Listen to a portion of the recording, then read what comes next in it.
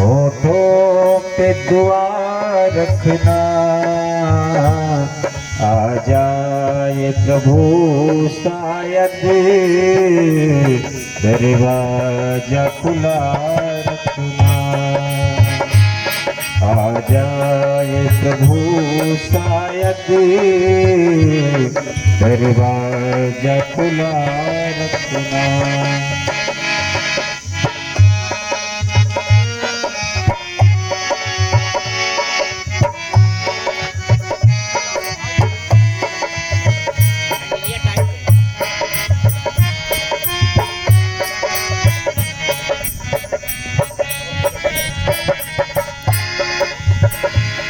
भूलूं न कभी पल भर मैं नाम तेरा भगवन।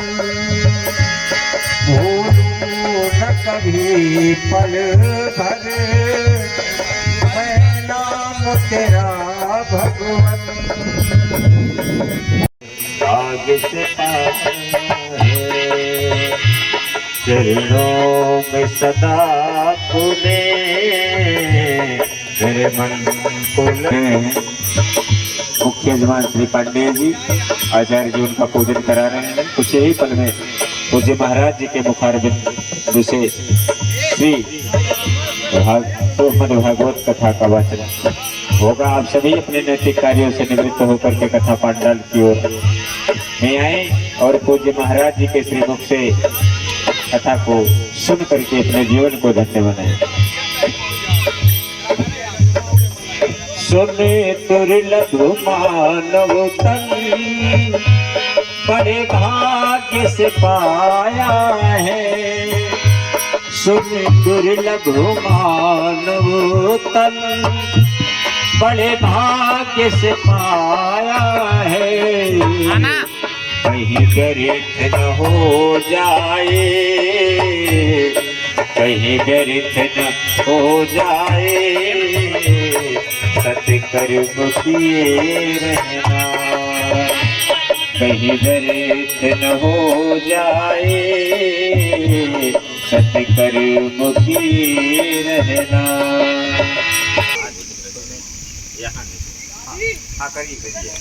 महाराजों बोल रहे हैं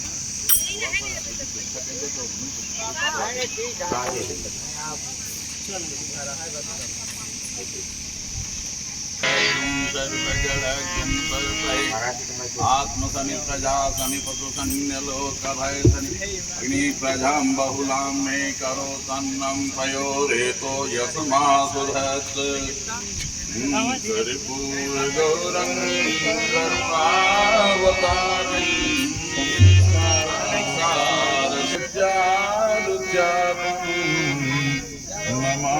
नमामि रामं मोबाइल निकाल के फोटो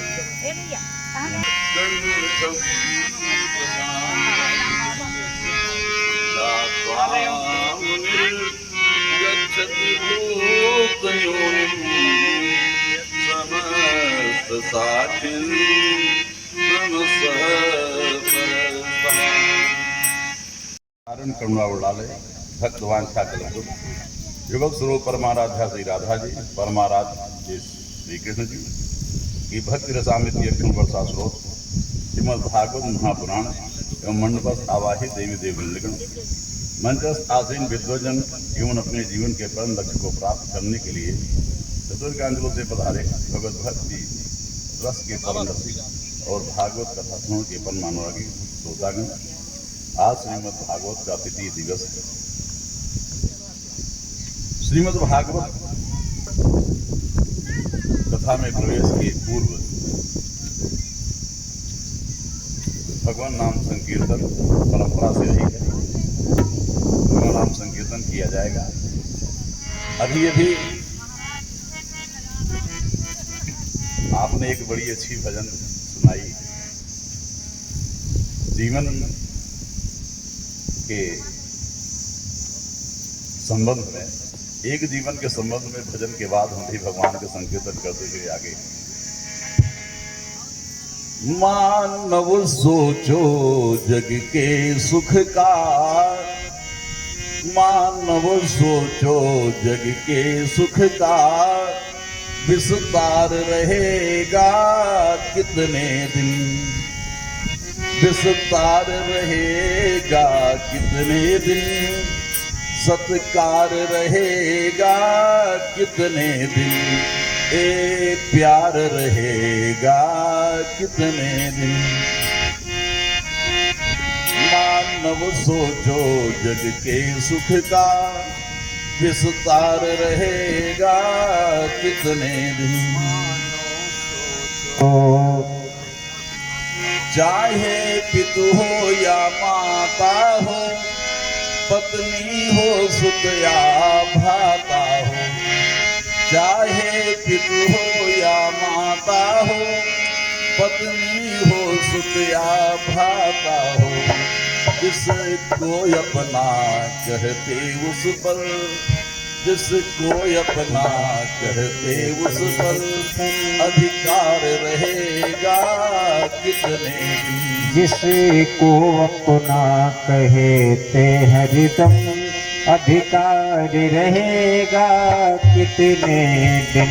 सत्कार रहेगा कितने दिन, ये प्यार रहेगा कितने दिन।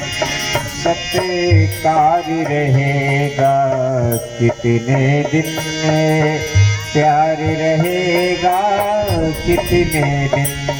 कोई आता कोई जाता, सबसे थोड़े दिन का नाता। कोई आता कोई जाता, सबसे 2 दिन का नाता। जिसका भी आश्रय लेते हो, जिसका भी आश्रय लेते हो, आधार रहेगा कितने दिन। आता ही रहेगा कितने दिन, आता ही रहेगा कितने दिन। मानव सोचो जग के सुख का विस्तार रहेगा कितने दिन।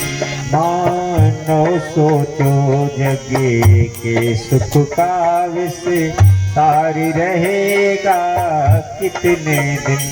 जो जग में सच्चे ज्ञानी हैं, जो जग में सच्चे ज्ञानी हैं, परमात्मा तत्व के ध्यानी हैं, परमात्मा तत्व के ध्यानी हैं। उनसे पूछो मन का माना, इनसे पूछो मन का माया। संसार रहेगा कितने दिन। संसार रहेगा कितने दिन, संसार रहेगा कितने दिन। तुम प्रेम करो अविनाशी से, तुम प्रेम करो अविनाशी से, मिल जाओ सब गुणवासी से, मिल जाओ सब गुणवासी से। ऐ पथिक यहाँ मैं मेरा का, ये पथिक यहाँ क्या मेरा क्या।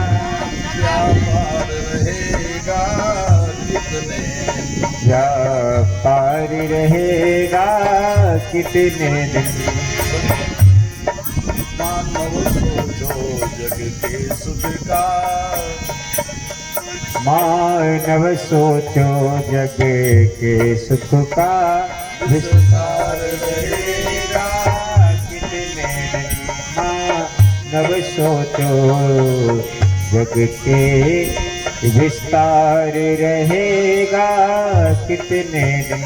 सीताराम सीताराम सीताराम कहिए, हे सीताराम सीताराम सीताराम कहिए। जाहि रे राधे राम, जाहि रे हे जाहे विधि राखे राम, ताहे विधि रहिए। मन में हो राम, मुख में हो राम, सुख में हो राम नाम, राम सेवा हाथ में। तू अकेला नाही प्यारे, राम तेरे साथ में। तू अकेला नाही प्यारे, राम तेरे साथ में। विधि का विधान जान, हानि लाभ गई। सीताराम सीताराम सीताराम कहिए। सीताराम सीताराम सीताराम कहिए। जाए वेद राखे राम, आए वेद रहे। तेरा अभिमान तो फिर मान नहीं पाएगा। या अभिमान तो मान नहीं पाएगा। होगा प्यारे वही जो श्री राम जी को भाएगा। होगा प्यारे वही जो श्री राम जी को भाएगा। फल आशा त्याग सुख काम करते रहिए। पहले आशा त्याग सुख काम करते रहिए।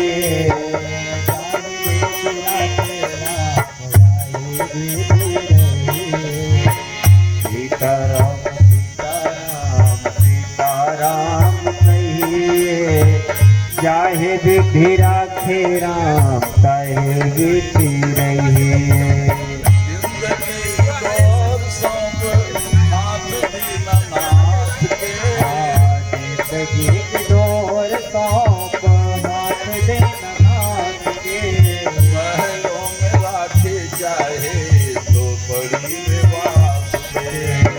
महलों में राखे चाहे जो बड़ी निवास के।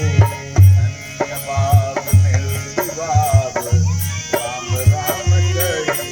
धन्यवाद निर्विवाद राम राम कहिए।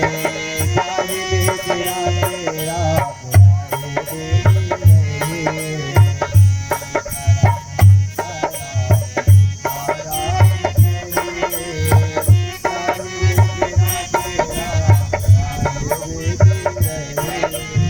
आशा एक राम जी से दूजी आशा छोड़ दे। आया एक राम जी से दूजी आशा छोड़ दे।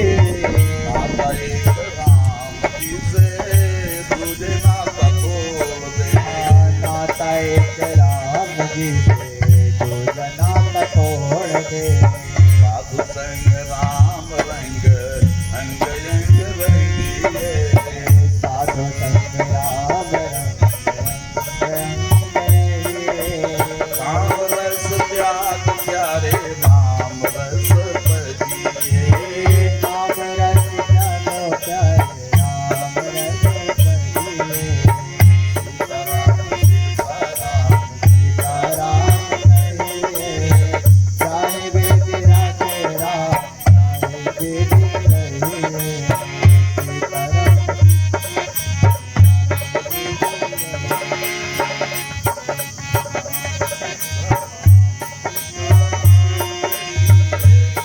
जाहि वेद राखे राम ताहि सीताराम सीताराम सीताराम कहिए। चाहे वेद राखे राम, चाहे वेद रहिए। चाहे वेद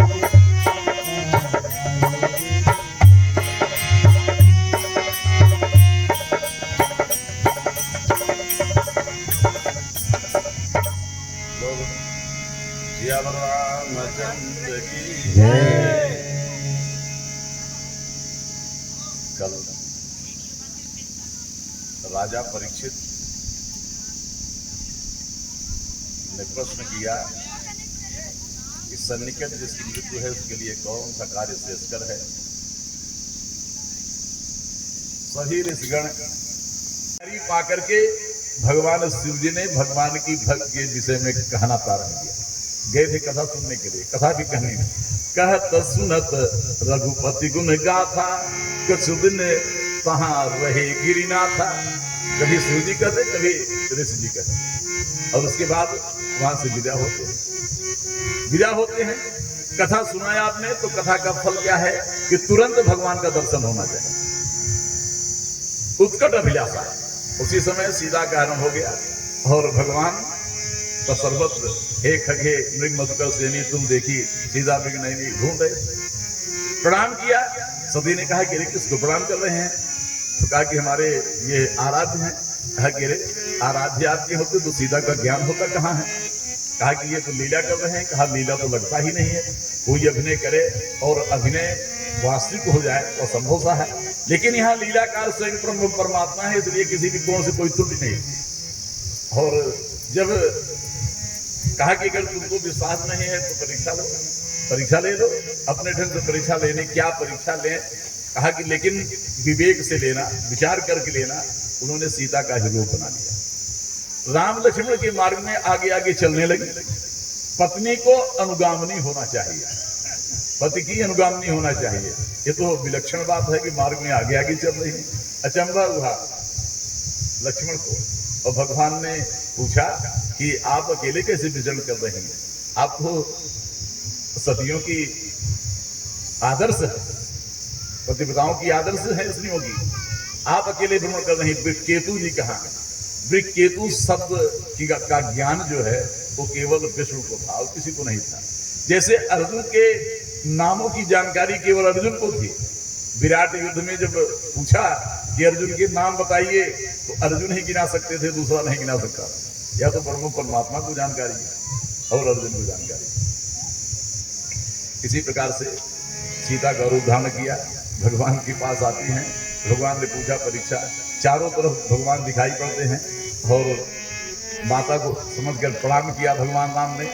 और जब देखा कि चारों तरफ सीताराम हैं और लक्ष्मण हैं, तो उन्होंने स्वयं प्रणाम किया और आती हैं।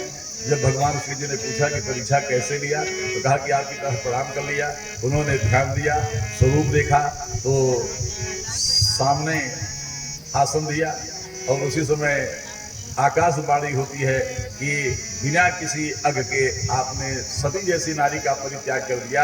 आप जैसे विष्णु का कोई भक्त नहीं है, कोई ऐसा भगवान का व्रतधारी नहीं है। बिन तजी सती जैसी नारी। तो ये पृष्ठभूमि है। और सती ने भी भगवान से आराधना किया कि यह वियोग हमारा जल्द से जल्द समाप्त हो। यही दक्ष के यज्ञ की स्थिति है। और यज्ञ में जाती हैं, पिताजी द्वारा जो है उपेक्षा होती है, माता को प्रसन्नता हुई, बहनें मिलती हैं बड़ी प्रसन्नता के साथ, बड़ा अच्छा हुआ तुम आ गई, अकेली आई हो कि वो भी आए हैं, ये उपहास होता है। और जब उन्होंने यज्ञ स्थल को देखा तो शिव के भाग को नहीं देखा, शिव के स्थान को नहीं देखा, तो उनको बड़ा अपमान बोध हुआ। घर चाहे जितनी लड़ाई हो, मायके में पति का यदि विरोध, अपना अपमान हो जाए तो कोई बात नहीं, लेकिन पति का अपमान हुआ तो बहुत बड़ा अपमान बोध होता है। तो ऐसे स्थिति में उन्होंने कहा कि आप जैसा सयाना कोई नहीं है, विद्वान नहीं है, चतुर कोई नहीं है। आप केवल भगवान शिव को नाम मात्र के शिव समझते हैं। ये ब्रह्मा आदि जो उनके चरण रज को अपने मस्तक पर धारण करने के लिए लालायित रहते हैं, वास्तव में उनको बोध नहीं है ये नाम मात्र के शिव हैं, इनमें शिवत्व कुछ नहीं है। यदि किसी के श्रद्धे पर कोई आक्षेप करे तो यदि उसकी सामर्थ्य है तो उसकी जीवा काट लेनी चाहिए, खींच लेनी चाहिए, जीवा काट डालनी चाहिए। और सामर्थ्य हो तो उसको मार डालना चाहिए, हट करके चले जाना चाहिए। और नहीं स्थिति है आपको सर्व कर लेना चाहिए, कान बंद कर लेना चाहिए।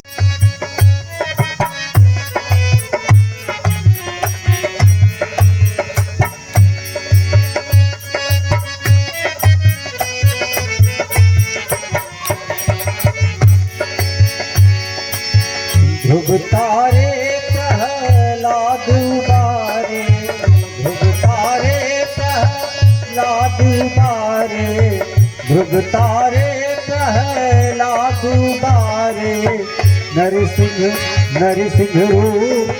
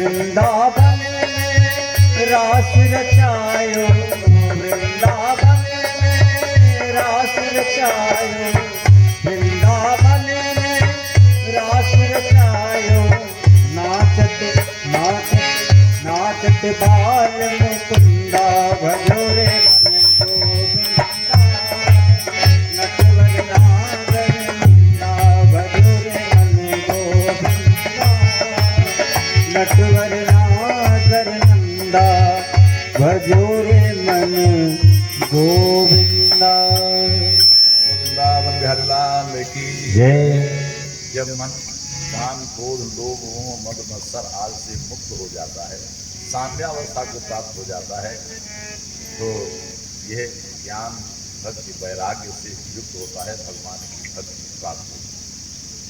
भगवान की जब भक्ति प्राप्त होती है तभी वह जीव साम्यावस्था में आता है।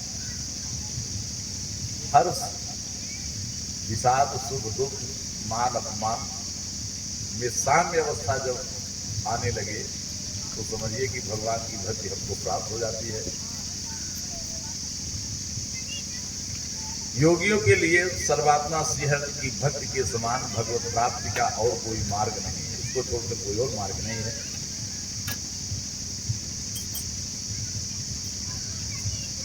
कपिल देव जी कहते हैं, मेरी चरणों की सेवा में प्रीत रखने वाले, मेरी प्रसन्नता के लिए ही समस्त कार्य करने वाले बड़भागी भक्तगण आपस में मिल करके जब मेरे ही गुणों की चर्चा करते हैं, मेरे पराक्रम की चर्चा करते हैं, मेरे नामों की चर्चा करते हैं, नाम संकीर्तन करते हैं, तो ऐसे भक्त यद्यपि कुछ भी नहीं चाहते, मुक्ति भी नहीं चाहते, लेकिन न चाहने पर भी मैं उन्हें अपना परम पद प्रदान कर देता हूं। आप पुत्र रूप में, भगवान के रूप में, दोनों रूप में मेरा अनन्य चिंतन करते हुए मुक्ति को प्राप्त करेंगे। ऐसा करते हुए देवो जी मुक्ति को प्राप्त करती हैं। चर्चा आई, अत्रि का विवाह अनुसुईया से हुआ, पुत्र कामना से इन्होंने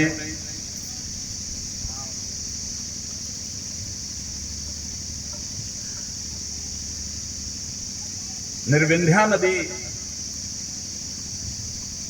के सन्निकट, जहां निर्विंध्या नदी की जल कलकल की ध्वनि बड़ी मधुर होती है, वातावरण बड़ा ही शांति है, मनमोहक है।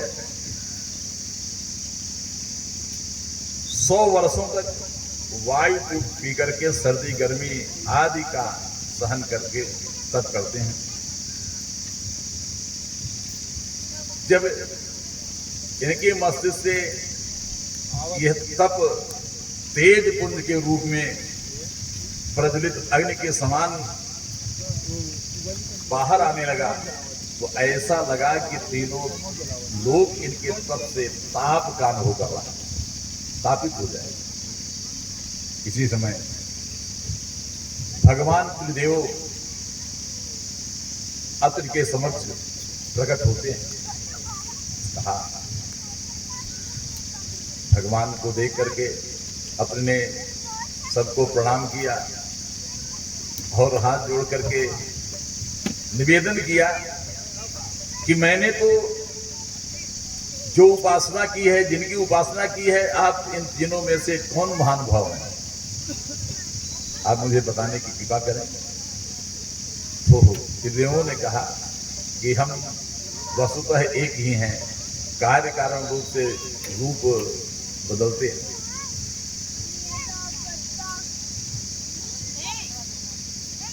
हम तीनों आपको पुत्र प्रदान करेंगे, अपने प्रेम से आपके यहाँ पुत्र के रूप में आएंगे। इस श्रीमद् भागवत में तो संक्षिप्त चर्चा आई है, अन्य पुराणों में चर्चा आती है कि एक दिन नारद जी पहुंच गए माता पार्वती के यहाँ, और माता पार्वती के यहाँ पहुंच करके उन्होंने सती अनुसुईया के सतीत्व की चर्चा की, उनकी पतिव्रता की महानता की चर्चा की। ईर्ष्या हुई। इधर ब्रह्माणी के पास पहुंचे, उधर लक्ष्मी के पास पहुंचे, सबके पास पहुंच करके अनुसुईया के सतीत्व की बड़ी प्रशंसा की। आज संसार में, विश्व में, त्रैलोक्य में ऐसी कोई नारी नहीं है जो सती जैसी पतिव्रता हो। सबको एक दूसरे प्रकार से अपना अपमान बोध हुआ। अपने अपने पत्नियों से कहा कि इनकी सतीत्व को नष्ट करना चाहिए। यह हमसे बढ़कर के कैसे पतिव्रता हो सकती हैं। तीनों देव पहुँचते हैं भिन्न भिन्न मार्ग से, अत्रिकुटी के पास सबका मिलना होता है। आश्चर्यजनक से एक दूसरे से पूछते हैं, इस स्थल पे आने का कारण सबका लक्ष्य एक होता है। सब अत्रिकुटी पर पहुंचते हैं और जहाँ पहुंच करके अलग जगाते हैं, आवाज देते हैं, माता अनसुईया आती हैं और सब भोजन प्रसाद की चाह व्यक्त करते हैं। लेकिन प्रसाद लेने में एक शर्त होगी, वस्त्राभाव में आपको प्रसाद देना होगा। वस्त्राभाव में प्रसाद दें, कैसे संत हैं, ध्यान दिया तो यह है वास्तव में त्रिदेव दिखाई पड़े। इन्होंने सभी त्रिदेवों को बालक बना दिया, बालक बना दिया। अब जब अत्रि जी का आगमन हुआ कि ये छोटे छोटे सुंदर सुंदर 3 बालक देवी कौन है, कहा कि आपकी है, कहा कि आपकी बड़ी लीला। यह बालक बनकर के वहां पर निवास कर रहे हैं। माता अनसुईया ने डाल दिया पालना, तीनों देव झूल रहे बन करके लालना, झूल रहे बन करके लालना। माता अनसुईया ने डाल दिया पालना, माता अनसुईया ने डाल दिया पालना, तीनों देव झूल रहे बन करके लालना, तीन देव झूल रहे बन करके लालना। अत्रि कुटी में आज पड़ती फुहार है, अत्रि कुटी में आज पड़ती फुहार है, चित्रकूट कानन बसंती बयार है, चित्रकूट कानन बसंती बयार है। अंगुली पकड़ के सिखाए मैया चालना, अंगुली पकड़ के सिखाए मैया चलना, झूल रहे तीनों देव बन करके लालना, झूल रहे 3 देव बन करके लालना। गोदी में लेती कभी पालना झुलाती, गोदी में लेते कभी पालना झुलाती, गोदी में लेती कभी पालना झुलाती, गोदी में लेते कभी पालना झुलाती। कौन करे आज मेरे भाग्य की सराहना, कौन करे आज मेरे भाग्य की सराहना, झूल रहे तीनों देव बन करके लालना, झूल रहे 3 देव बन करके लालना। माता अनसुईया ने डाल दिया पालना, माता अनसुईया ने डाल दियो पालना, चुटकी बजाए मातु देवता नचावे, की बजाए मातु देवता नचावे, लोरी सुनावे मंद मंद मुस्कावे, लोरी सुनावे मंद मंद मुस्कावे। हम सबका मन हरत घोंसले से बोलना, हम सबको मन हरत कौशले से बोलना, झूल रहे तीनों देव बन करके लालना, झूल रहे 3 देव बन करके लालना। मेरे घर आए मुझे देने को बड़ाई है, मेरे घरे आए मुझको देने को बढ़ाई है, भूले भगवान आज सब चतुराई है, बोले भगवान आज सब चतुराई है। सतियों में इनकी ऐसी है भावना, सतियों में इनकी ऐसी है भावना, झूल रहे 3 देव बन करके लालना, झूल रहे 3 देव बन करके लालना। स्वर्ग लोक छोड़ आज मृत्यु लोक सिधारे, स्वर्ग लोक छोड़ आज मृत्यु लोक सिधारे, ऋषियों की कुटिया में करते गुजारे, ऋषियों की कुटिया में कैसे गुजारे। सती के सामने नष्ट भई कामना, सती के सामने नष्ट भई कामना, झूल रहे तीनों देव बन करके लालना, झूल रहे 3 देव बन करके लालना। इतने में नारद मुनि वहाँ आए, इतने में नारद मुनि वहाँ आए। मंद मंद मन में वो अपने मुस्काए, मंद मंद मन में वो अपने मुस्काए। भारत की देवी से आज हुआ सामना, भारत की देवी से आज हुआ सामना। झूल रहे तीनों देव बन करके लालना, झूल रहे तीन देव बन करके लालना। माता अनसुईया ने डाल दिया पालना, माता अनुसुईया ने डाल दिया पालना। तीनों देव झूल रहे बन करके लालना, तीन देव झूल रहे बन करके लालना। कोई गरुण पाल कोई सृष्टि के रचैया, कोई गरुड़ पाल कोई सृष्टि के रचैया। कोई बैठे नंदिया पे डमरू के बजैया, कोई बैठे नंदिया को डमरू के बजैया। रो रो के अपने फुलावे वो गालना, माता अनसुईया ने डाल दिया पालना, माता अनुसुईया ने डाल दिया पालना। तीनों देव झूल रहे बन करके लालना, तीन देव झूल रहे बन करके लालना। नभ पर विमान चढ़े देवता निहारे, पर विमान चढ़े देवता निहारे। बाल रूप देख देख नयन नीर धारे, ऐसे फंसे तीन देव पूछो कोई हाल ना, ऐसे फंसे तीन देव पूछे कोई हाल ना। तीनों देव झूल रहे बन करके लालना, तीन देव झूल रहे बन करके लालना। समय व्यतीत हो गया, बहुत दिवस हो गया, तब लक्ष्मी और रुद्राणी ब्रह्माणी सब आती हैं।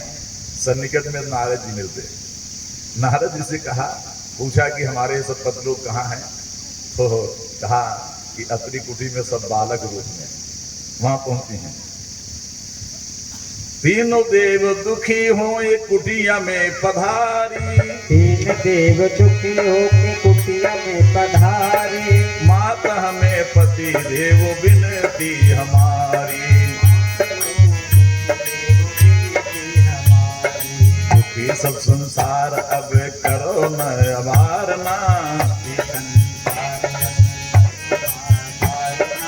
माता अनसुईया ने डाल दिया पालना, माता अनसुईया बोली बधू तुम हमारी, माता अनुसुईया बोली बधू तुम हमारी। अपने अपने पति लेके रहो तुम सुखारी, अपने अपने पति लेके रहो तुम सुखारी। तीन पुत्र बधू आई आज मेरे आंगना, तीन पुत्र बधू आई आज मेरे आंगना। झूल रहे तीन देव बन करके लालना, झूल रहे तीन देव बन करके लालना। माता अनसुईया ने डाल दिया पालना, माता अनुसुईया ने डाल दिया पालना। तीन देव झूल रहे बन करके लालना, तीन देव झूल रहे बन करके लालना।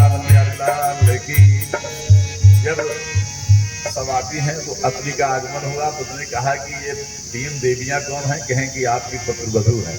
कहा कि हमारे पुत्र छोटे छोटे पुत्र वधुआं बड़ी लंबी लंबी हैं।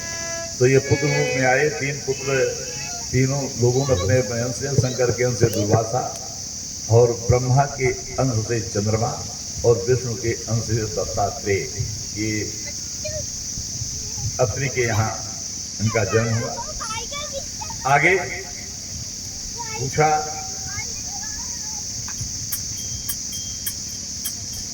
विदुर जी ने मैत्रेय जी से भवेशीलोकाम से भवेशीलोकाम से दक्षो वत्सल है विदेशम करोत्यस्मान् आदित्यात्मजां सतीं कस्तंचराचर गुरुं निर्वैरं शांत विग्रहम् आत्मारामं कथं द्वेष्टि जगतो दैवतं हत यदाख्याहि मे ब्रह्मन् जामातु सुसुरस्य च विदेशस्त्रिधय प्राणं तत्यजे दुष्टजां सती। पूछते हैं मैत्रेय जी, शीलवानों में श्रेष्ठ भगवान शिव जी, ये समस्त चराचर के गुरु माने जाते हैं, आत्मा राम है, किसी से कोई द्वेष नहीं, ईर्ष्या नहीं, किसी के प्रति कोई सोच विचार नहीं, अपने आप में ही लीन रहते हैं, भगवान का अनवरत चिंतन करते रहते हैं। ऐसे व्यक्ति से द्वेष क्यों हुआ ससुर और दामाद में, दक्ष और शिव जी में, और देश इतना बढ़ा कि उसने सती के प्राणों की आहुति ले ली। मैत्रेय जी बताते हैं कि पूर्व की बात है, एक सभा हुई, एक यज्ञ हुआ, यज्ञांत एक सभा थी। सभा में विष्णु जी तो अपने स्थान को चले गए, यज्ञ के बाद ब्रह्मा जी उपस्थित थे, शिव जी उपस्थित थे, सभी ऋषिगण गंधर्व आदि देवगण सब उपस्थित थे। उसी सभा में अचानक दक्ष का प्रवेश होता है। दक्ष के प्रवेश करते ही ऐसा लगा कि जो सभा है वो प्रकाशमान हो गई, प्रकाशित हो गई। इसके पूर्व सभा में ऐसा प्रकाश था ही नहीं, कुछ अभाव था। जिस सभा में वृद्ध न हो वो सभा होती नहीं, वृद्धों की उपस्थित सभा में अनिवार्य है। तो दक्ष के आने से ही सभा वास्तव में परिपूर्ण हुई। दक्ष के मुखमंडल पर इतना तेज था, इतना व्यक्तित्व उनका प्रभावशाली था कि किसी को कहने की आवश्यकता नहीं हुई। सब लोग अपने अपने स्थान से उनके स्वागत में आते ही उठ खड़े हुए। जैसे कक्षा में गुरु का आगमन होता है, वह सब शिष्य अपने आप, कोई कहता नहीं है, अपने आप स्थान से उठ करके खड़े होकर के उनका स्वागत करते हैं। यदि आपका मन किसी को श्रेष्ठ मान ले तो आप उसके स्वागत के लिए बाध्य हैं, चाहे व्यक्ति सामान्य सा ही बने। लेकिन यदि आपका मन किसी को श्रेष्ठ न माने तो चाहे जितना महान हो, आप उसके स्वागत के लिए बाध्य नहीं। आपका मन अगर श्रेष्ठ मानता है तो उसका स्वागत करना पड़ेगा आपको, और नहीं मानता है तो नहीं करेंगे। तो सब लोगों ने दक्ष को अपने से श्रेष्ठ समझा।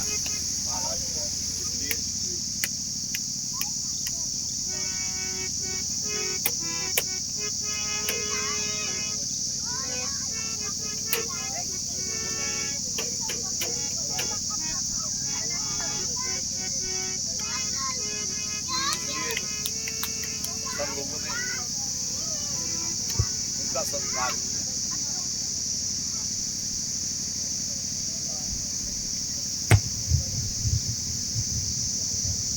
दक्ष जी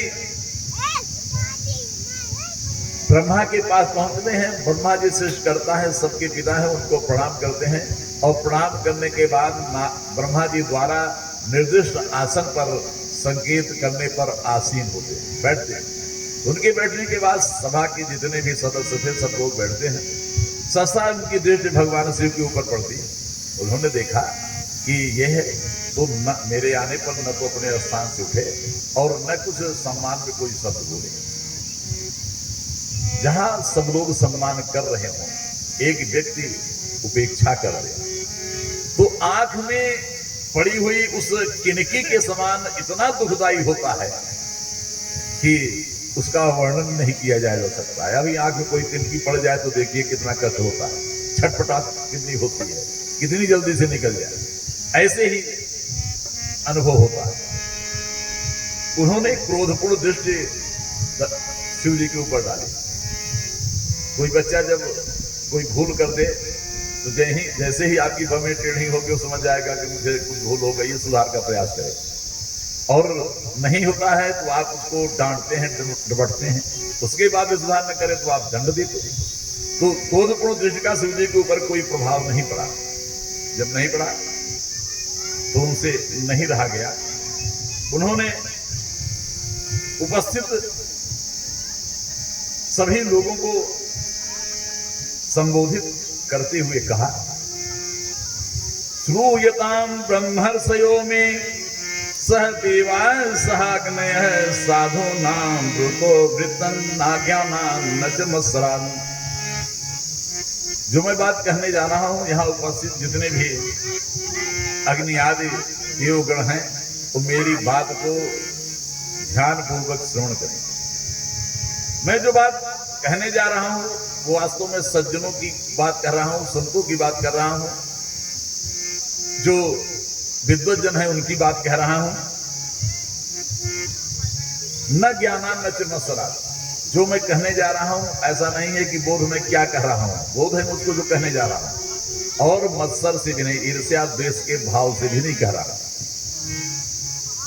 अयंतु लोकपालानां यशोग्नो निरपत्रः सद्भिराचरित पंथा एनस्तद्धेन दूष्टः।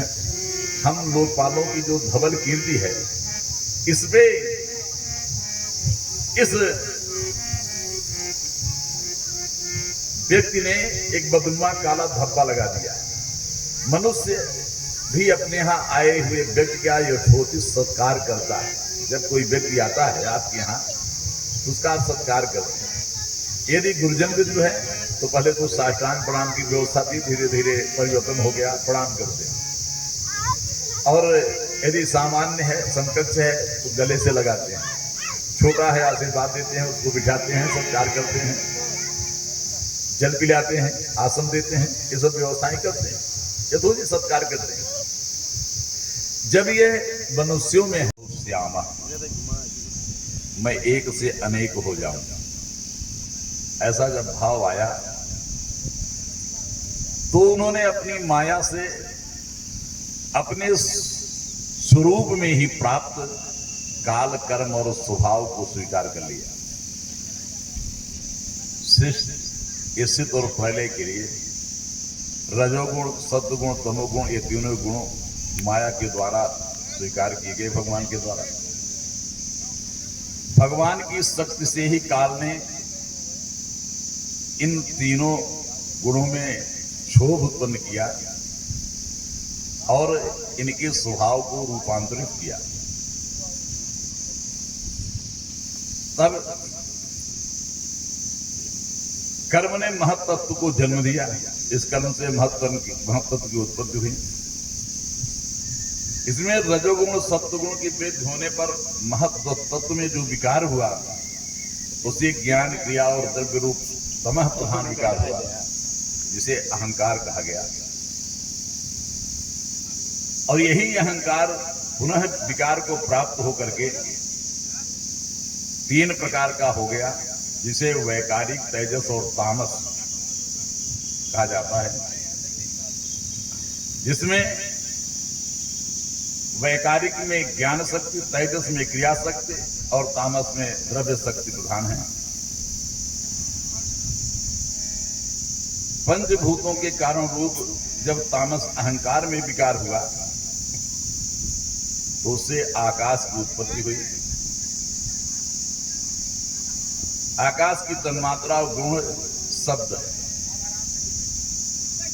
इसी शब्द के द्वारा ही दृश्य और दृष्टा का बोध होता है। जब भी कोई ध्वनि होती है, शब्द होता है, तब आप उस ओर दृष्टि डालते हैं। शब्द कहां से उत्पन्न हो रहा है इसका बोध करते हैं।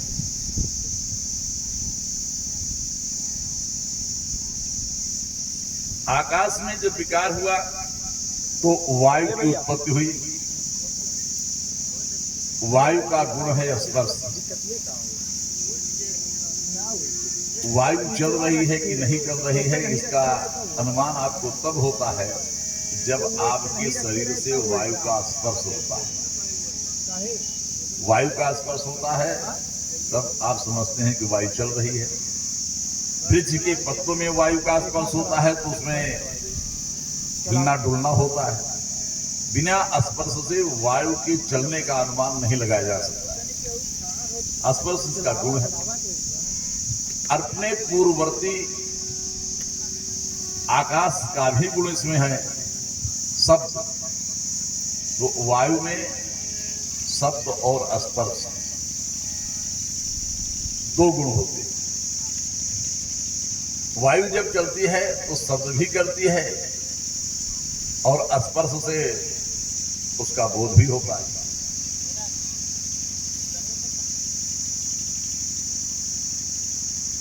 वायु के द्वारा ही शरीर में स्फूर्ति होती है। आप कोई कार्य करें सामान्य अवस्था में और अपने अंदर वायु को मुख द्वारा नासिका द्वारा भर करके देखें, कार्य करें तो दोनों में अंतर पड़ जाएगा। जब वायु आपके अंदर रहेगी तो शक्ति में आपकी वृद्धि हो जाएगी। जब वायु में विकार हुआ कारण कर्म स्वभाव के द्वारा तो उससे तेज की उत्पत्ति हुई। इसका जो प्रधान गुण है रूप, पूर्ववर्ती आकाश वायु के गुण भी इसमें सन्निहित हैं। तेज के शब्द स्पर्श और रूप ये तीन गुण हुए, ये तीन गुणों से युक्त हुआ। और जब तेज में विकार हुआ तो उससे जल की उत्पत्ति हुई। पूर्ववर्ती गुण, इसका गुण है रस। पूर्ववर्ती गुण आकाश वायु तेज की भी इसमें रहे तो सब स्पर्श रूप और रस इन चार गुणों से युक्त हुआ। जल में जब विकार हुआ तो जल के विकार से पृथ्वी की उत्पत्ति हुई, जिसका वास्तविक गुण है गंध। अपने पूर्ववर्ती पदार्थों के भी गुण इसमें वो विद्यमान है। कारण के गुण कार्य में भी आते हैं। इस न्याय से शब्द स्पर्श रूप रस गंध इन पांच गुणों से युक्त है पृथ्वी। वैकारिक अहंकार से फिर मन की उत्पत्ति और इंद्रियों के 10 अधिष्ठात्र देवताओं की उत्पत्ति, जिनके नाम दिशा वायु सूर्य वरुण अश्विनी कुमार अग्नि इंद्र विष्णु मित्र और प्रजापति। तेजस अहंकार की विकार से श्रोत त्वचा नेत्र जीवा घ्राण ये 5 ज्ञानेन्द्रिय, वाक हस्त पाद गुदा जन्नेन्द्रिय ये 5 कर्मेंद्रिय उत्पन्न हुई। साथ ही ज्ञान शक्ति रूप बुद्धि और क्रिया शक्ति रूप प्राण भी तेजस अहंकार से ही उत्पन्न हुए। जब तक पंचभूत इंद्रिय मन और सत्व आदि तीनों गुण परस्पर संगठित नहीं थे तब तक ये अपने रहने के लिए और भोगों के साधन रूप शरीर का निर्माण करने में अक्षम रहे। भगवान ने अपने शक्ति से सबको प्रेरित किया, सभी तत्वों को एक में मिला दिया। तब उन्होंने आपस में कार्य कारण भाव जो दश समय रूप पिंड और ब्रह्मांड दोनों की रचना की। ये ब्रह्मांड अंडे के स्वरूप का है। 1 सहस्त्र वर्ष तक जल में निर्जीव रूप से पड़ा रहा। फिर काल कर्म स्वभाव को स्वीकार करने वाले भगवान ने उसे जीवित किया। उस अंडे को फोड़कर उसमें से विराट पुरुष की उत्पत्ति हुई, जिसकी जंघा चरण भुजाएं नेत्र।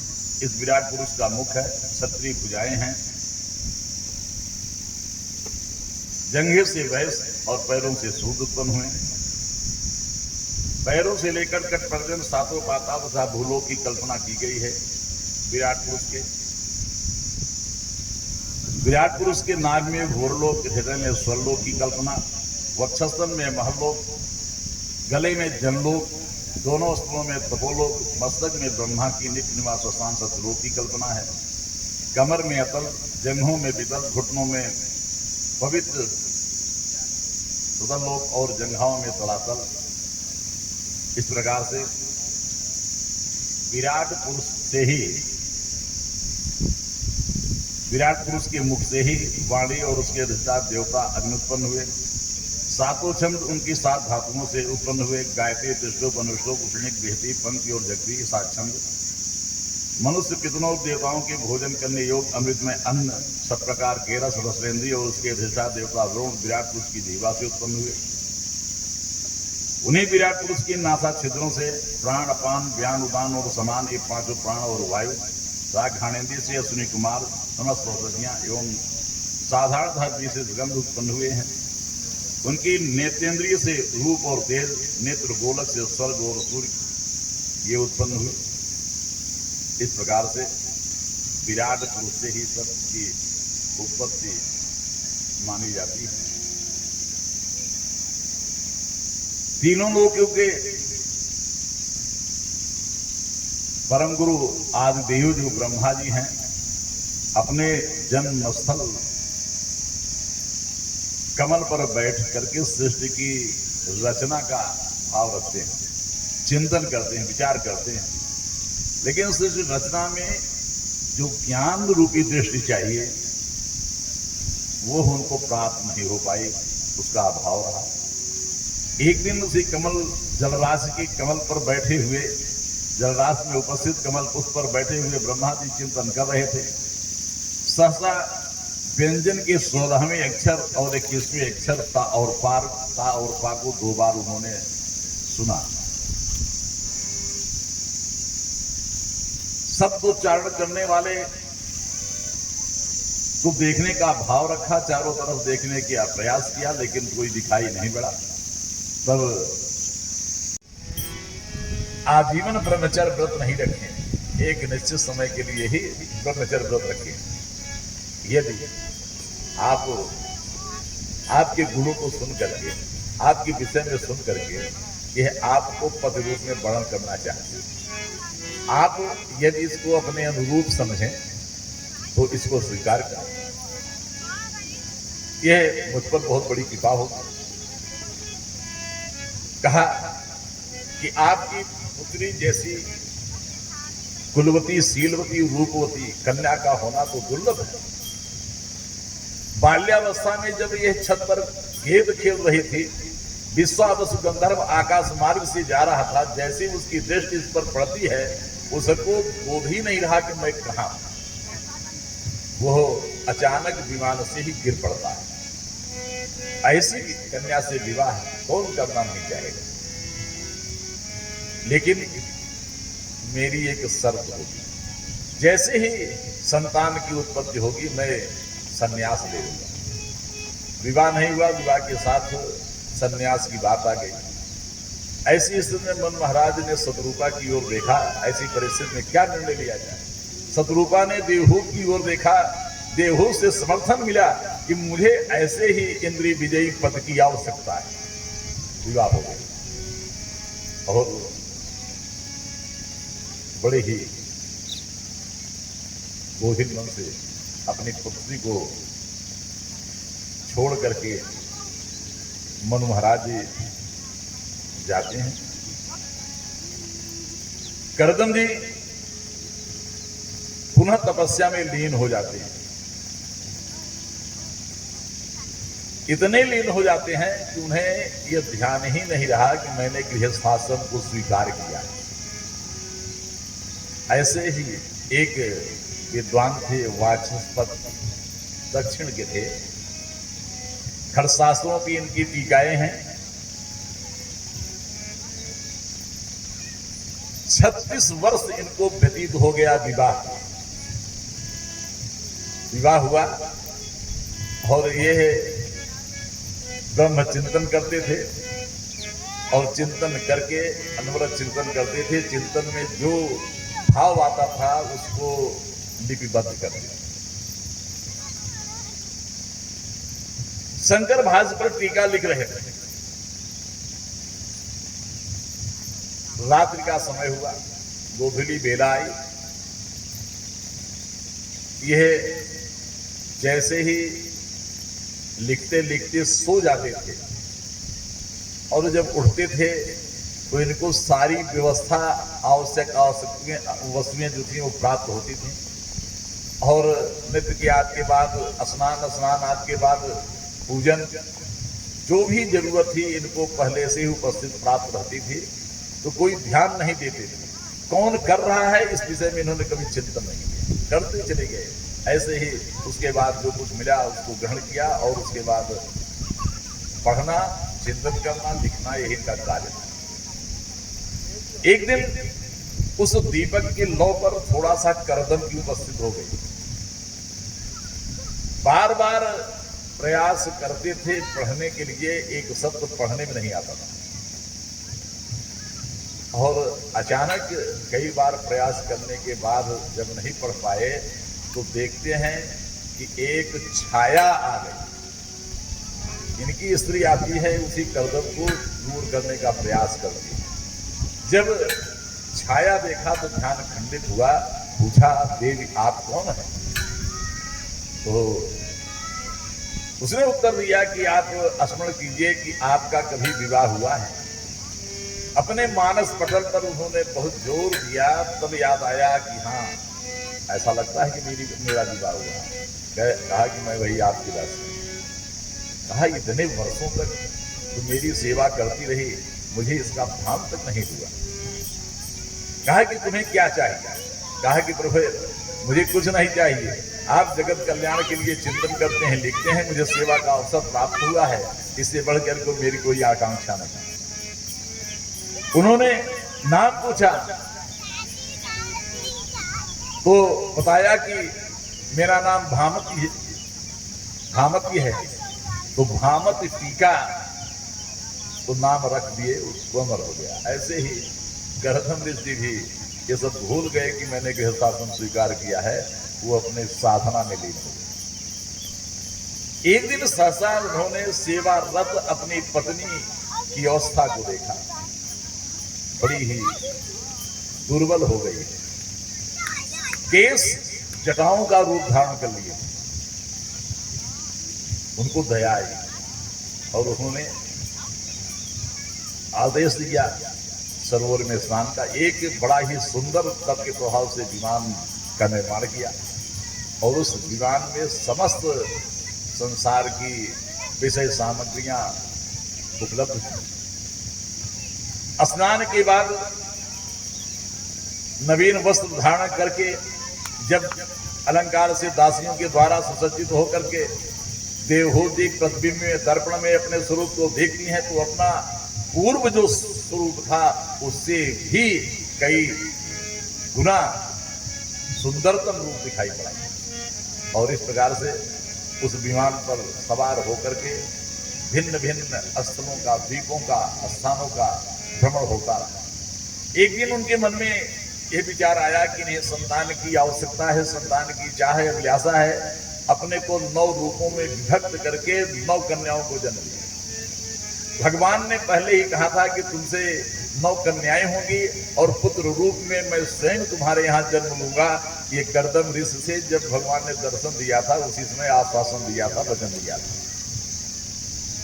और जब 9 कन्याओं का जन्म हो गया तो उनको ध्यान आया कि अब तो मुझे संन्यास लेना चाहिए। जैसे ही संन्यास लेने का भाव रखा, प्रस्ताव रखा, देवहूत के समक्ष कहा कि आपने जो कहा था वो तो पूर्ण कर दिया, लेकिन प्रभु इन कन्याओं का विवाह भी होना चाहिए। अब विवाह की बात आ गई। अन्याश्चिंतयन्तु माम ये जना परिपास्ते तेषां नित्याभियुक्तानां योगक्षेम महाम्यम, ये भगवान की घोषणा है। जो मेरा अनन्य चिंतन करता है, जो उसको प्राप्त नहीं है उसकी प्राप्ति, और जो प्राप्त हो जाता है उसकी सुरक्षा करने का दायित्व लेते हैं भगवान। ये उनकी घोषणा है कि मेरा दायित्व है। आज भगवान का अनन्य चिंतन करने वाले कर्दम ऋषि जी, जब कन्याओं के विवाह का प्रस्ताव हुआ, चर्चा चली, तो ब्रह्मा जी स्वयं 10 पुत्र थे नारद को लेकर के। नारद को आजीवन ब्रह्मचार्य व्रत धारण किए हैं, अपने 9 पुत्रों को ला करके समस्त 9 कन्याओं से विवाह करवा देते हैं। कहीं उनको जाना नहीं पड़ा, कुछ करना नहीं पड़ा। ये भगवत चिंतन का प्रभाव है। घर बैठे भगवान की प्रेरणा से सारी व्यवस्था हो गई। कला नाम की कन्या का मरीज के साथ, अनुसुईया का अत्रि के साथ, श्रद्धा का मीरा के साथ, हविर्भू का पुलस के साथ, गद का पुलक के साथ, पिया का कप के साथ, ख्यात का धृत के साथ, अनंती का वशिष्ठ के साथ, शांत का अथर्वा के साथ। इस प्रकार से सबका विवाह हो गया। अब जब जाने के लिए उद्यत हुए तो अपने अंगूठे से भूमि को खोदते हुए सर नीचा किए हुए देवहूत ने कहा कि प्रभु मेरे लिए कोई आश्रय चाहिए। स्त्री को कभी भी स्वतंत्र रहने की बात नहीं है। बाल्यावस्था में पिता की, युवावस्था में पति के और वृद्धावस्था में पुत्र के संरक्षण में रहने की बात शास्त्रों में कही है। कहा मुझे कोई आश्रय चाहिए रहने के लिए। उनको ध्यान आया कि भगवान ने स्वयं वचन दिया तो तप करने के लिए कहा, तब उन्होंने किया और समय आने पर कर्दम ऋषि का आश्रय लेकर के देवहूत के उधर से भगवान का प्राकट्य होता है। भगवान तो अद्भुत है, कपिल रूप के, कपिल देव के रूप में बोलो कपिल भगवान की। और इस प्रकार से जिस भगवान की अभिलाषा रखते थे, दर्शन की चाह रखते थे, जिनका चिंतन करते थे, वही भगवान आज देव कर्दम ऋषि जी के घर में है। लेकिन इसके बाद भी उन्होंने बन जाने का प्रस्ताव स्थगित नहीं किया, बन जाते। क्या जरूरत है? दूर रह करके जो चिंतन हो सकता है, आप देखें जब तक कोई वस्तु आपके पास है तब तक उसका मूल्य नहीं आप करते। वस्तु जब आपके पास से हट जाए तभी उसका मूल्य ज्ञान होता है कि इसकी क्या अहमियत है, कि इसका क्या महत्व है। तो आज दूर रह करके भगवत चिंतन जिस प्रकार से किया जा सकता है, वियोग में जैसे चिंतन की बात हो सकती है, वो संयोग में नहीं है। तो इसलिए कर्दम ऋषि वन की ओर प्रस्थान करते हैं भगवान के चिंतन के लिए। एक दिन देवहूत ने अपने पुत्र कपिल देव से कहा, प्रभु दुष्ट इंद्रियों की भोग लालसा, इनकी इच्छाओं को पूर्ण करते करते मैं ऊब गई। यह इंद्रियां जो हैं जब तक प्राप्त नहीं है तब तक तो बड़ी चाह रखती हैं, प्राप्त हो गई तो दूसरे के प्रति आकर्षित हो गई। इनको हम तृप्त करना चाहें तो त्याग कर आपकी सेवा करती है, उसकी समस्त बातें माननी ही चाहिए। तो तुम्हारी भी मनोकामना पूर्ण होगी। लेकिन यह समय संध्या काल का है, भगवान शिव के विचरण का समय है। समय आने पर तुम्हारी मनोकामना पूर्ण होगी। लेकिन उसने बलात् अपनी मनोकामना पूर्ण की। भगवत प्रेरणा से कश्यप जी को उसकी बात माननी पड़ी और स्नान आदि के बाद पुनः भगवत भजन में लीन होते हैं। जब हम कोई कार्य करने जाते हैं तो कार्य के प्रति जो हमारी उत्कट अभिलाषा होती है, यदि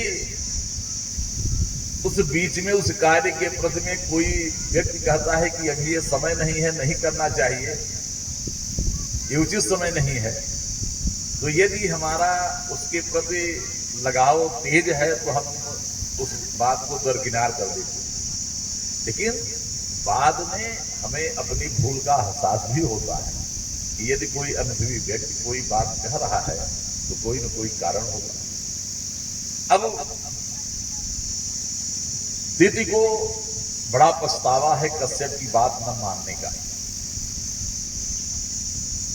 कश्यप जी की जब दृष्टि खुलती थी तो दीदी को उन्होंने एक पांव पर हाथ जोड़े खड़े रहे और बाद में जब कश्यप जी ध्यान से विरत होते हैं तो उसने पूछा कि हमारे गर्भ की स्थिति क्या हो। भगवान शिव तो हमारे संबंधी हैं और स्त्रियों पर तो सभी दया करते हैं। जब संतति के विषय में पूछा तब बताया कश्यप जी ने कि तेरे उधर से दो ऐसे दुष्ट प्रकृति वाले अमंगलकारी पुत्र उत्पन्न होंगे जो अपनी दुष्टता से सारे संसार को रुला दिया, लेकिन उनकी मृत्यु भगवान के द्वारा होगी। भगवान के द्वारा मृत्यु होगी, ये सुनकर के दिल को बड़ा हर्ष हुआ, बड़ा आनंद हुआ। क्योंकि यदि ब्राह्मण आदि के साथ के द्वारा मृत्यु हो जाए तो नारकी जीव भी उस पर दया नहीं करते, उससे घृणा करते, उसकी उपेक्षा करते। भगवान के द्वारा मृत्यु होगी, यह है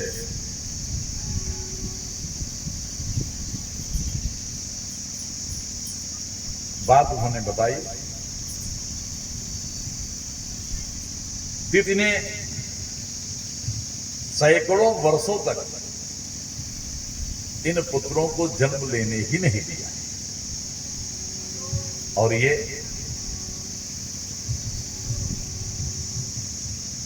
समस्त संसार के तेज का हरण करके बढ़ने लगे।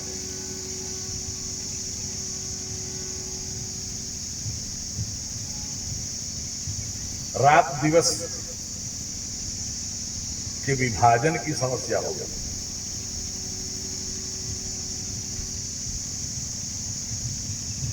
जब इनके विषय में पूछा गया देवताओं के द्वारा भगवान से, तो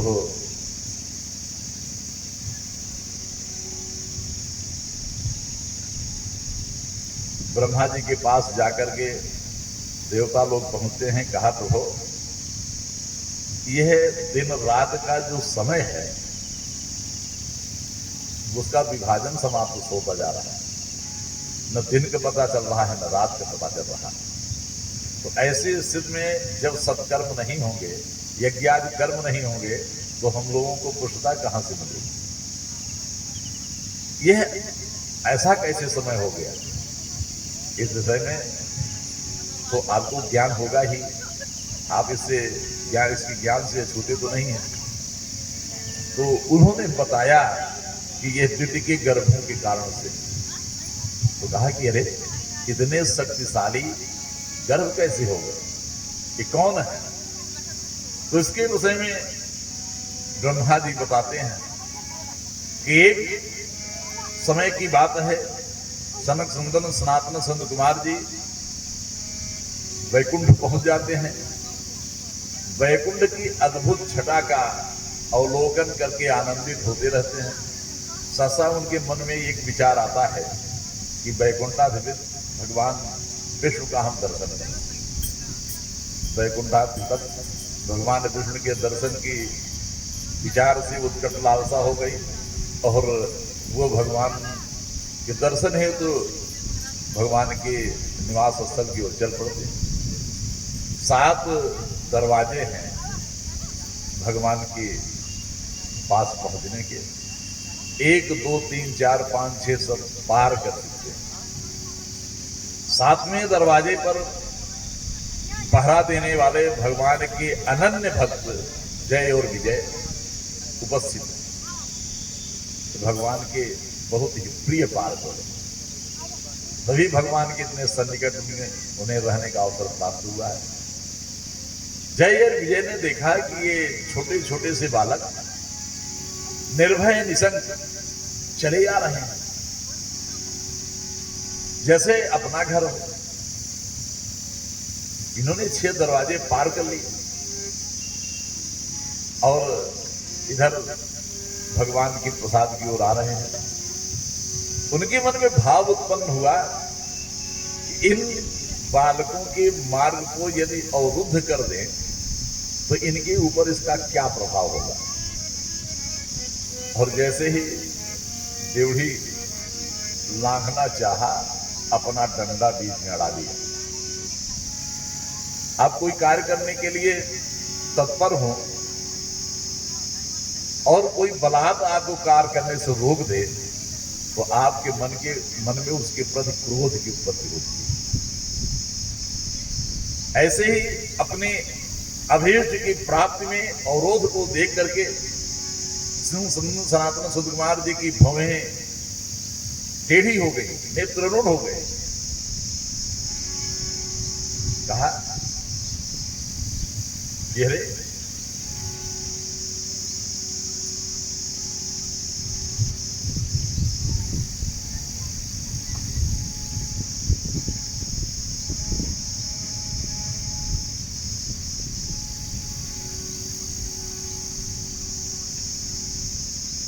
कि आप हम लोगों के विषय में ऐसा विचार कैसे रख गए। को वाम है कि भगवत परिचर्योच्य तद्धर्मिणाम निवसताम विस्मः स्वभावः तस्मिन् प्रशांत पुरुषे गत विग्रहे वाम को वात्मवत्कुहकयो परिसंगिनीयः। कहा द्वारपालों, भगवान की बड़ी महती सेवा के बाद ही वैकुंठ की प्राप्ति होती है और इतने सन्निकट भगवान के रहने का अवसर तो भगवान की जो अनन्य भक्त होते हैं उन्हीं को प्राप्त होता है।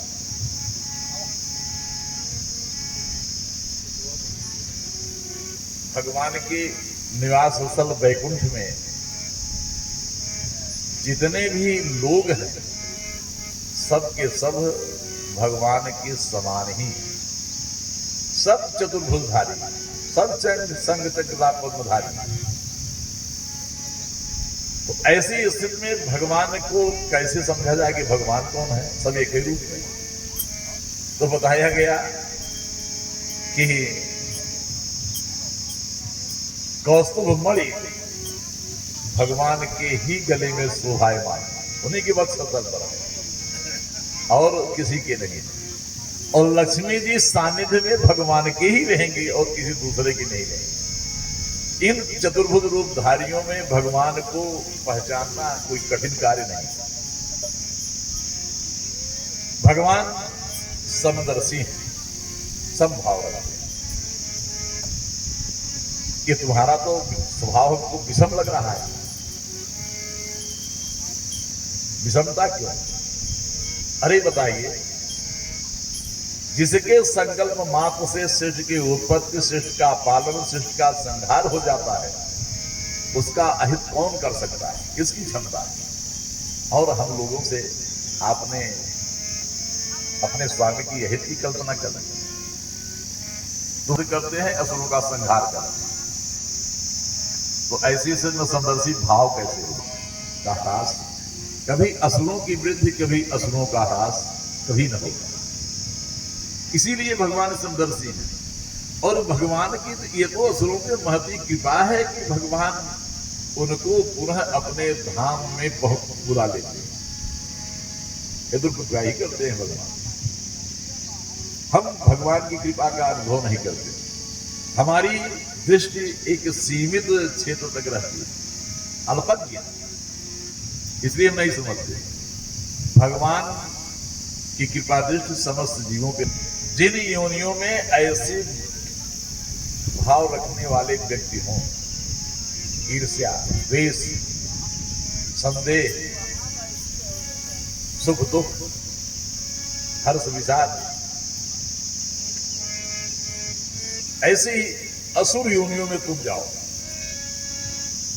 और जैसे ही साप दिया भगवान तुरंत समक्ष उपस्थित होते। भगवान के सुंदर स्वरूप को देख करके सनक सनातन संत कुमार जी निर्मेश नेत्रों से भगवान की रूप माधुरी का नेत्रों से रसपान करते रहे। अपलक नेत्रों से, पलकें नहीं गिरती और आनंद मग्न हो जाते हैं। बहुत समय तक ऐसे ही स्थिति बनी रही। सहसा सनक सनातन संत कुमार जी ने कहा, प्रभु आपके सेवक का मैंने अपराध किया, आप चाहें तो इसके लिए मुझे दंड दें स्वीकार है। भगवान ने कहा कि यद्यपि ब्राह्मण तो हमारे परम प्रिय है, ब्राह्मण के विरुद्ध यदि मेरी भुजा ही हो जाए तो अपने अंग से मैं अपनी भुजा को ही अलग कर दूंगा। वो द्विज हितकारी हैं भगवान। ब्राह्मण उनके ब्राह्मण के परम भक्त है भगवान। कहा ब्राह्मण तो हमें अपने प्राणों से प्रिय है। इन्होंने आपका अपमान किया तो यह जब कोई सेवक अपमान करता है तो तो सेवक जो भी कार्य करता है उसका फल उसके स्वामी को प्राप्त होता है। यह सेवक द्वारा किया गया अपमान नहीं माना जाएगा, यह मेरे द्वारा आपका किया गया अपमान माना जाएगा। सेवक को यदि कुछ प्राप्त हुआ तो वह स्वामी को ही प्राप्त होता है। आपका कोई बच्चा यदि किसी का हित कर दे तो वास्तव में उसका जो भी फल है वो आपको प्राप्त होगा। ये आपके द्वारा किया गया। सेवक की ऐसी धृष्टता नहीं हो सकती है जब तक मालिक की, स्वामी की सहमति न हो। आज भारत के बाहर जयशंकर जी जो भी कहते हैं वो सबकी सहमत से ही बात चलती है। ऐसा नहीं कि अपने मन से सारा कार्य करते हैं। हाँ, उस कार्य करने की अपने ढंग से कुशलता है उनके पास।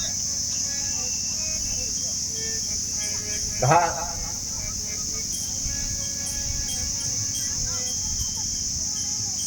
कि इनका निष्कासन अत्यल्प समय के लिए हो,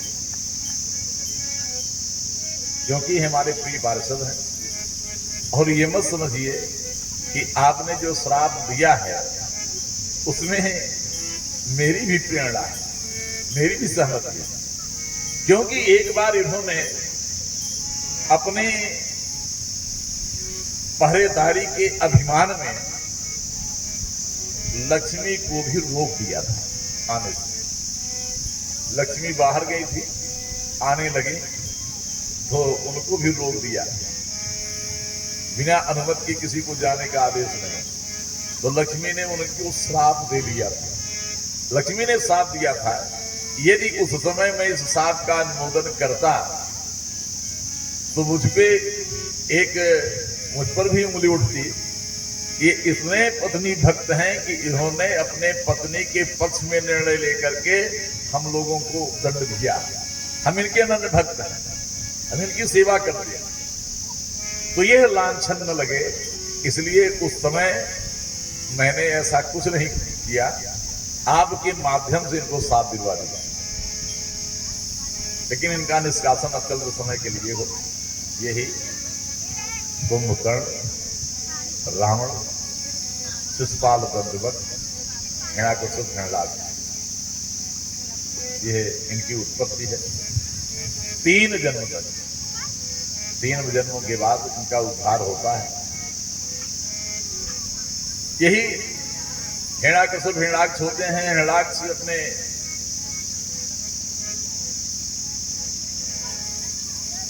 बल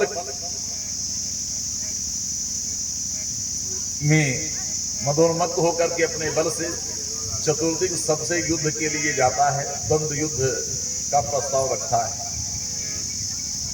जो भी इससे द्वंद्व युद्ध का प्रस्ताव रखते सब पराजित होते गए। बहुधा तो इसके साथ लड़ने के लिए तत्पर नहीं होते। यह संतुष्ट नहीं होता है, किससे हम युद्ध करें।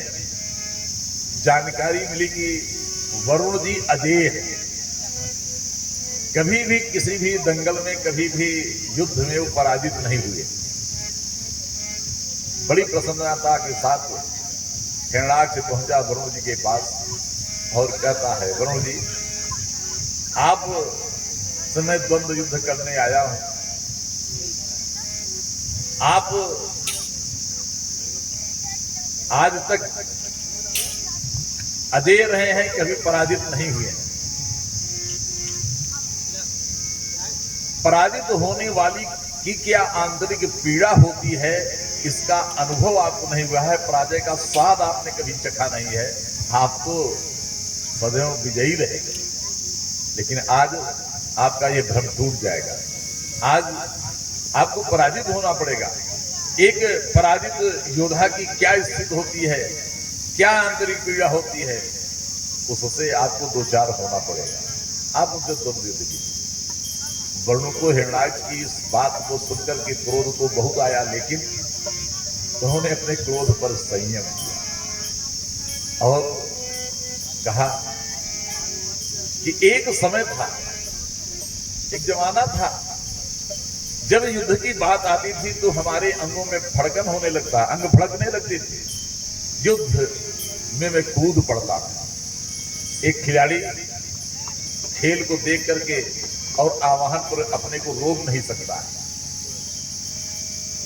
लेकिन ये समय की बात थी।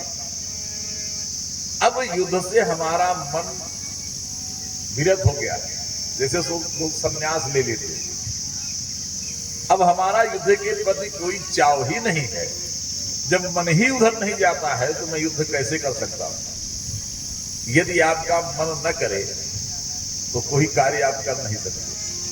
बिना मन के लगाव से, मन के सहयोग से, मन के योग से कोई कार्य संभाव्य ही नहीं। आप कहते हैं आज हमारा कोई कार्य करने का मन नहीं कर रहा है, इसलिए काम नहीं हो रहा है। किसी भी कार्य के लिए मन का योग आवश्यक है, और मन अब हमारा युद्ध से विमुख हो गया, इसलिए मैं युद्ध कैसे कर सकता हूं। मैं चाह कर भी युद्ध नहीं कर सकता हूं, क्योंकि मन इधर से विमुख है। अब विन्यास होकर के आगे चला। श्रीमद नारायण करते हुए नारद जी मिल गए। कहा कि रे, ये नाम ही जपते हैं आपकी, कुछ और ज्ञान आपको है? कहा क्या? कहा कि कुछ लड़ने उड़ने का भी ज्ञान है? कहा कि मैं लड़ना तो नहीं जानता, लड़ाना जानता हूं। तो कहा उसी को तो मैं ढूंढ रहा हूं, मेरी जोड़ का कोई व्यक्ति बताओ। कहा कि अभी अभी पृथ्वी को लेकर के एक वाराह आ रहा है, उसी से युद्ध करो, तुम्हारे जो उत्साह है वो ठंडा हो जाएगा। अब बड़ी प्रसन्नता के साथ चलता है। पृथ्वी तो मेरी संपत्ति है, इसको कैसे ला रहा है? इसी प्रकार से वो प्रहार करता है। भगवान के ऊपर वो फूल जैसे लगते हैं। पहले तो भगवान ने जल पर पृथ्वी को स्तंभित कर दिया, उसके बाद उसके साथ युद्ध करते हैं। बहुत समय तक युद्ध करते हुए देख करके ब्रह्मा जी बड़े ही चिंतित हो जाते हैं कि अरे, इतना शक्तिशाली है, इतना बलशाली है कि भगवान को इसको पराजित करने में इतना समय लग रहा है। अब संदेह होने लगा कि भगवान इसको पराजित कैसे करेंगे। ब्रह्मा जी ने कहा, प्रभु अब मेरा धैर्य समाप्त हो रहा है, धैर्य टूट रहा है, आप शीघ्र इसका वध कीजिए। भगवान ने ब्रह्मा जी के मनोगत भावों को समझ करके हिरण्याक्ष का उद्धार कर दिया। बोलो वृंदावन बिहारी लाल की जय।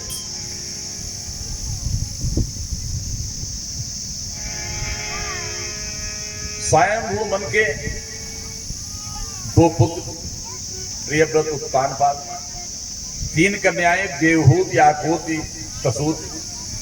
देवहूत का विवाह कर्दम इसके साथ, आकूत का विवाह रुद्र प्रजापति के साथ, प्रसूत का विवाह दक्ष प्रजापति के साथ। ब्रह्मा जी ने अपने पुत्र कर्दम को आदेश दिया कि भगवान की अभिलाषा सृष्टि के विस्तार की है, सृष्टि विस्तार में सहयोग करो।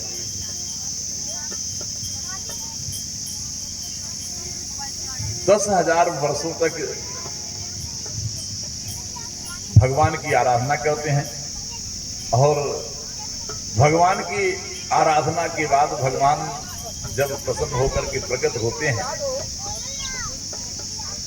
तो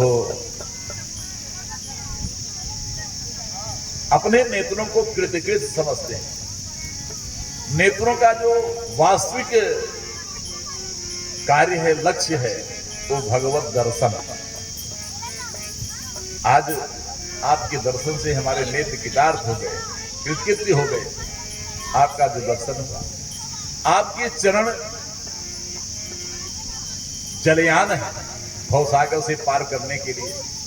समस्त कामनाओं की पूर्ति आपके चरणार बिंदुओं से प्राप्त हो जाती है। धर्म काम मोक्ष चारों पुरुषार्थ आपके चरणार बिंदुओं के स्मरण से प्राप्त हो जाते हैं। लेकिन मैंने जो तपस्या की है, वास्तव में अपने अनुरूप पत्नी की प्राप्ति के लिए की, और कोई चाह नहीं। कर्दम ऋषि ने अपने अनुरूप पत्नी की प्राप्ति की बात कही, उसका तात्पर्य यह है कि यदि हमारे अनुरूप पत्नी रही तो हमेशा अनवरत मुझे सत्संग प्राप्त होता रहेगा। जिस सत्संग को प्राप्त करने के लिए आप लोग अपने निवास स्थल से चले, कष्ट उठाया, यहां तक पहुंचे, समय खर्च किया और जाएंगे, इसी सत्संग की प्राप्ति हमें घर बैठे होगी, ये उनका भाव है। सत्संग का महत्व क्या है, इसको बताने के लिए एक घटना है। एक बार वशिष्ठ जी विश्वामित्र के यहाँ जाते हैं। विश्वामित्र जी ने प्रसन्न होकर के आदि सत्कार किया और वशिष्ठ जी के सम्मान में हम वशिष्ठ जी को क्या प्रदान करें, उन्हें कुछ नहीं सूझा। अपने जीवन के तप का आधा भाग वशिष्ठ को सम्मान में प्रदान कर दिया। कहा कि मैं अपने जीवन का तपस्वील प्राणी रहा, तप ही करता रहा, अपने जीवन का आधा तप का जो फल है वो आपको आपके सम्मान में प्रदान करता हूं। संयोग की बात है, एक दिन वशिष्ठ जी के समक्ष विश्वामित्र का जाना हुआ। वशिष्ठ जी ने स्वागत सत्कार किया और कहा कि आप जैसे तप की सामर्थ्य तो हम में नहीं रही, आप तो महान तपस्वी रहे। हाँ, हमारे जीवन में एक क्षण का सत्संग है, तो उस एक क्षण के सत्संग का आपने अपने जीवन के तप का आधा भाग दिया है, तो हम भी अपने उस एक क्षण के सत्संग का आधा भाग आपको आपके सम्मान में प्रदान करें। विश्वामित्र जी को बड़ा नागवार लगा, अच्छा नहीं लगा कि देना भी था तो पूरा न देकर के आधा देते हैं एक क्षण का सत्संग। मैंने तो अपने जीवन की तपस्या का आधा भाग दिया। वशिष्ठ जी ने कहा कि आप निराश मत होइए, आपको चिंता नहीं करनी चाहिए, क्योंकि कभी भी किसी भी परिस्थिति में आधा क्षण का सत्संग आपके आधे जीवन के तप के फल से कम नहीं है प्रभावशाली। विश्वास नहीं हुआ, आवेश आ गया, इसका निर्णय होना चाहिए। पहुंच गए विष्णु के पास। विष्णु जी ने कहा कि ब्रह्मा जी ने हमें जो कार्य सौंप दिया है पालन का, वो सृष्टि करते जाते हैं और पालन मुझको करना पड़ता है। कब किसको क्या व्यवस्था करनी है, इसी में मैं व्यस्त रहता हूँ। हमारे पास समय नहीं है। आपका प्रश्न तो बड़ा विचारणीय है, बड़ा गंभीर है, इस पर तो विचार करना पड़ेगा। ऐसा कीजिए कि आप ब्रह्मा जी के पास चले जाइए, उनका काम सृष्टि करना है। उनके पास 4 दिन, हमारे पास देखिए यह सब 4 समय, उससे विचार करके बता दें। ब्रह्मा जी के पास पहुंचे, विष्णु की सारी बातें बताई और अपने सत्संग और तपस्या के बीच में निर्णय की बात करी। तो कहा कि जब विष्णु किनारा कस गए तो ब्रह्मा जी क्यों चूके? उन्होंने कहा कि क्या बताएं, ये सृष्टि का कार्य हमको सौंप दिया गया है, कब किसकी सृष्टि करना है, इसी में मैं परेशान रहता हूं। ऐसा है, आप शंकर जी के पास जाइए, वो 5 मुख वाले, और वो जो है आपको बताएंगे। उनका एक एक कार्य है संहार करना, और तो दूसरा कार्य है। शिव जी के पास पहुंचे, शिव जी ने कहा कि देखिए यह बड़ी समस्या हमारे साथ है, ये सृष्टि करते हैं, वो पालन करते हैं, और संहार का कर्तव्य हमको दे दिया गया। मैं कैसे किसका संहार होना है इसी में व्यस्त रहता हूं। आप जाइए शेषनाग जी के पास, जो सहस्र फण वाले, एक फण पर ही उन्होंने पृथ्वी को रखा है, पृथ्वी का भार वहन किया है और सब खा गया। शेषनाग जी के पास, शेषनाग जी से भी ये बात रखी गई। कहा कि अब शरीर आपका है, अंग आपका है, आपके किसी भी अंग में कहीं भी कोई दबाव हो, कष्ट हो, तो अनुभव तो सारे शरीर को हो। हमारा एक ही सर, यद्यपि उसमें है, अभी उंगली एक दब जाए तो इस उंगली की पीड़ा पूरी अनुभव होगी, चाहे चाहे उंगली दब जाए, चाहे पैर दब जाए, चाहे जहां भी एक जैसी पीड़ा होगी, और व्यथित रहेगा। कहा कि केवल एक फण पे ही रहने की बात तो अलग है, लेकिन व्यथा तो है ही है। और जब तक मैं व्यथित हूं तब तक कैसे विचार कर सकता हूं। कुछ समय के लिए हमारे इस भार को आप वहन कीजिए, उसके बाद मैं निर्णय करूंगा। तो विश्वामित्र जी ने बड़ी शीघ्रता के साथ, कहीं वशिष्ठ न आगे आ जाए, तुरंत पहुंचे, हाथ में जल लिया कि अपने जीवन के आधा तक के प्रभाव से मैं इस पृथ्वी का भार वहन करता हूं। ऐसा करके जब छोड़ा और पृथ्वी पे हाथ लगाया, कहा अब आप अपना सर हटाइए। और जैसे ही शेषनाग जी ने थोड़ा सा सर झुकाया, इतना वजन विश्वामित्र जी पे पड़ा कि चिल्ला उठे कि हमारे बस की बात नहीं। अब वशिष्ठ जी का नंबर आया। वशिष्ठ जी ने कहा आधे क्षण के सत्संग के प्रभाव से मैं पृथ्वी का भार वहन करता हूं और आप अब अपने सर को पृथ्वी से हटाइए। पृथ्वी से अपने सर को हटाया, पृथ्वी क्यों कि क्यों स्थिर रह गई। विश्वामित्र जी ने कहा कि अब तो आप जो है व्यथा से मुक्त हो गए, अब आप बताइए। तो शेषनाग जी ने कहा कि अभी निर्णय करने के लिए कुछ रह गया है, आपके समक्ष ही तो सारी बातें हो गई, अब अपने मुख से हम क्या कहें। जिस भार को आप अपने तब के प्रभाव से, आधे तब के प्रभाव से जीवन के नहीं रख पाए, उठा पाए, उसी को वशिष्ठ ने आधे क्षण के सत्संग से कर लिया। तो सत्संग का इतना बड़ा प्रभाव है।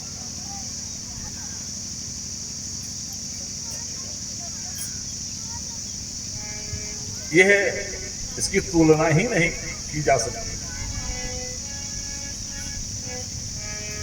ये सत्संग है और अनवरत प्राप्त होता रहे, इसीलिए अपने अनुरूप पत्नी की मांग उन्होंने कश्यप ऋषि ने की। भगवान ने कहा कि परसों मद सतरूपा, मैं तुम्हारे मनोगत भावों को जानता हूं, इसलिए मैंने व्यवस्था कर दिया है। परसों मन सतरूपा अपनी पुत्री देवहूत के साथ आएंगे और देवहूत सर्वथा तुम्हारे अनुरूप है, जैसी तुम्हारी इच्छा है। और जब वो विवाह का प्रस्ताव रखें तो उसे सर स्वीकार कर लें। कभी कभी विवाह का मन तो अंदर से होता है, बाहर लोग कहते हैं नहीं करेंगे नहीं करेंगे, तो ऐसी बात नहीं होनी चाहिए, सर स्वीकार कर लेना। भगवान जिस स्थल पर कर्दम ऋषि से मिले थे, कर्दम ऋषि के मनोगत भाव के वशीभूत होकर के भगवान उस स्थल से जा नहीं पा रहे थे, ऐसे कर्दम ऋषि के भाव थे। और वात्सल्य बस, प्रेम बस भगवान के नेत्रों से कुछ अश्रुबुंद गिरे और उसी स्थल को बिंदुसर तीर्थ कहा गया। भगवान के कथनानुसार समय की प्रतीक्षा करना, उसी स्थल पर रहकर। अब जब समय आया, मन सतरूपा और देवहूत के साथ रथ में सवार होकर के, आरूढ़ होकर के मनु जी कर्दम ऋषि के आश्रम पे आते हैं। जैसे आश्रम का प्रांगण प्रारंभ हुआ, उन्होंने अपने रथ का परित्याग कर दिया, पैदल चलने के बाद भी जब तक देखा उन्होंने कि कर्दम ऋषि जी अपने नित्य नैमित्तिक कर्मों में व्यस्त हैं, तब तक उनके समक्ष नहीं आते। यह है, जब तक कोई व्यक्ति किसी कार्य में व्यस्त है या ध्यान कर रहा है, पूजन कर रहा है, तो उसको उसके सन्निकट पहुंच करके कभी भी प्रणाम नहीं करना चाहिए, दूर से प्रणाम करना चाहिए। यदि पूजा पाठ करते हुए, किसी कार्य करते हुए आप वहां पहुंचते हैं, तो उसके कार्य में आप विघ्न डालने का दोष प्राप्त होता है।